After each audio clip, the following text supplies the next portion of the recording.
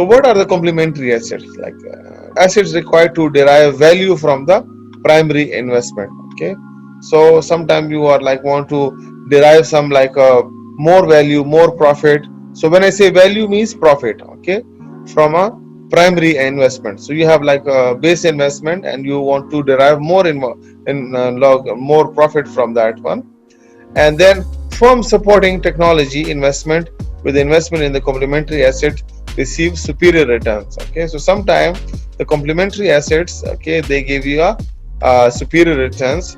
For example, invest in technology and the people to make it work properly. So it is not necessary that you invest only in technology, but you need to invest on the people as well. Sometimes you bring a heavy technology, you bring a hi-fi technology, but you don't train your people.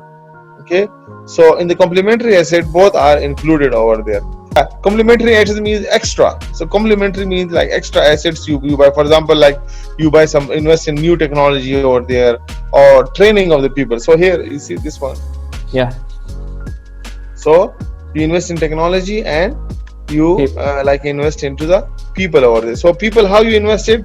You train the people. You send them for some training courses, okay, locally or internationally, to get certifications in, for example, cybersecurity or artificial intelligence, or in supply chain management, ERP, SAP, SaaS. Okay, so any of the training you send the people, This and then you like, for example, buy the technology as well. For example, you bought the SAP product, SAP. You know about SAP?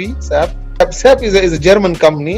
It is ERP provider company. So by this one you can ERP, and there are a lot of products it has it. Okay, so SAP. So if you buy, this is a very costly software, but many people Aramco is using, other companies are also using over there.